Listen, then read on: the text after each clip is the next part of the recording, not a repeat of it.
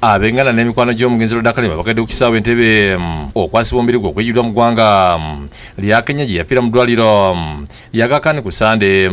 Muno mbaddemu abakungu va mu Bwakabaka ne gavumenti ya wakati ng'omubiri gw'omugenzi gye gutusibwe Entebbe abooluganda bayitiddwa okakasa oba ye muntu waabwe. Nalwo Kalema zikusooka abazze ne Honorable okuva Nairobi nabo tuli nabo tumaze okukakasa nti omukadde waffe yali mu ssanduuko eno. Omumyuka wa Katikkiro okubiri era omuwanika wa Buganda ogwansibirwa n'abooluganda boogedde ku mugenzi ng'abadde omusaale mu kubaagaliza era bannyina ddala abakyala yabawa embavu zikola emirimu egitwalibwa ng'egy'abasajja.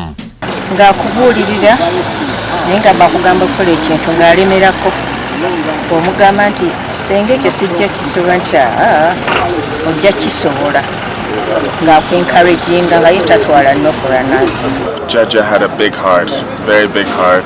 She loved everyone. I forgot any date of anything. In fact, she used to call me and tell me that I have a birthday card for your children. Okuva ku kisaawe Entebbe omulamu gwolekezeddwa mu bafyuno olunaku olw'enkya bakusabira ku Lutikko Namirembe ku ssaawa 3. Bwaba tusebe Kiboga omugenzi w'abadde bakubagamba nti bamukyakuza kubanga abadde musaale nnyo gye bali. Abadde alina abaana baweerera abaana bali abaana emigogo giri 2 bamama baabwe bazaala abaana 4 famire ziri 2 naye nga buli famire yazaalibwamu abaana 4 babadde basoma tetumanyi kinaddako. Rhoda abadde ajja n'agaba Bayibuli mu baana b'amasomero ne ku kyaki yaffe yatuguza Bayibuli ku ssente entono. Rhoda Kondo mukubazi ku lw'omugenzi ategeezezza nti jjajjabwe abadde yakozesa enteekateeka y'okwa disitulikiti ttaka okugenda okuzimbibwa ettendekero ly'emikono kyokka nga kino tekituukiridde nga babadde akyagala. Abadde akola ebintu bye twanise bya Good Samaritan nga tayagala kukifunamu wabula ayagala abala bamufunemu.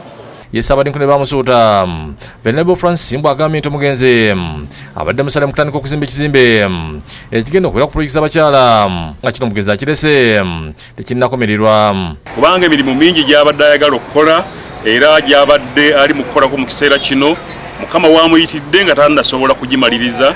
Ku ssebo ly'abamasuuta esese omugenzi alese ekizimbe kya main hall tekinnagwa omuli ekitulu ky'abaana bawala ekyamubbulwamu ekya Rhoda Kalema Girls Dormitory. Omukulu w'essomero Lukeera Stanley n'omusimusi Edith Babalanda baliko bye bannyonnyodde.